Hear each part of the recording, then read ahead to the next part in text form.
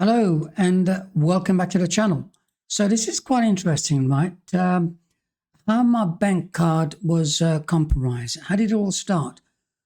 Well, I received a text from my bank informing me of a declined payment somewhere in North London.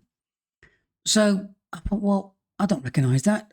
So I decided to check my bank statement.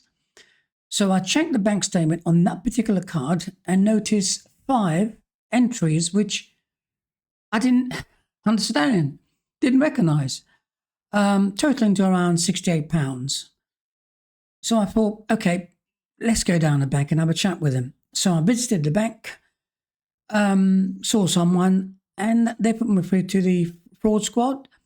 We went through the payments and payments which I recognized, payments I didn't recognize. And in the end, what they did was that they basically deleted all the payments which I didn't recognize and left the other payments which I knew. And then said to me that what will happen now, they will cancel the card and I will be sent a separate card with a new PIN number. Okay, that's fine. I said, okay, we'll wait for the card then. Then a couple of days later, I received two texts, okay, on the same day. The first one saying to me that a payment has been declined, noting four numbers in my card, which I didn't recognize. So the first thing I thought, oh, let's wait and see until my card comes, then I can double check it. And then I got a second text and said, right, I received the first text telling me about my payment was declined. And could I please ring this number and quote this PIN they gave me? Anyway, so I ring the number and it comes up saying the usual with the bankers, all legit. It sounds legit anyway.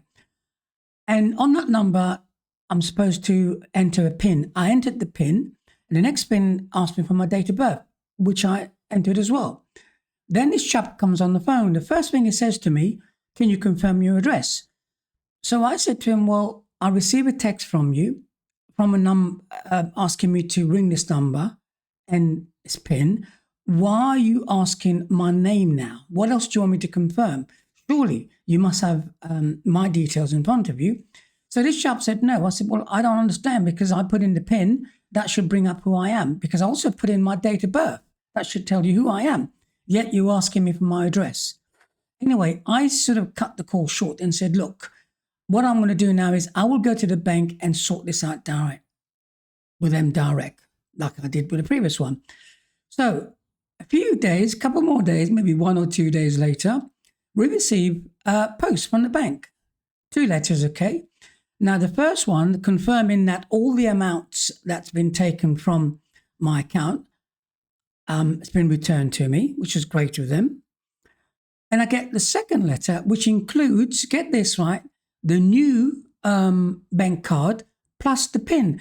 Now, from my recollection, they normally send you 2 letters. They'll send you the first one with your bank card, and then they'll send you a second letter, which includes your PIN. Now, when we got the letter included with the bank card, we opened it and have a look at the card and checked the number. Guess what? The last 4 numbers on my new bank card is from the text I received telling me that a payment has been declined.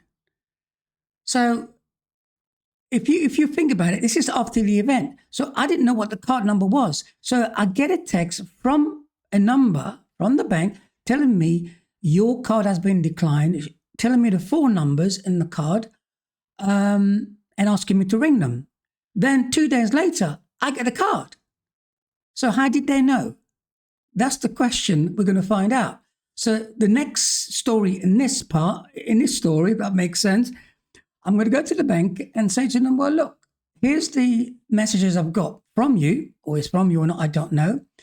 The 4 numbers quoted on that message tell me the card number, but hold on, I didn't receive the card until afterwards. So there's no way I would have known the number. So can you tell me what's happened, please? Anyway, hope you enjoyed it, and I'll see you in part 2.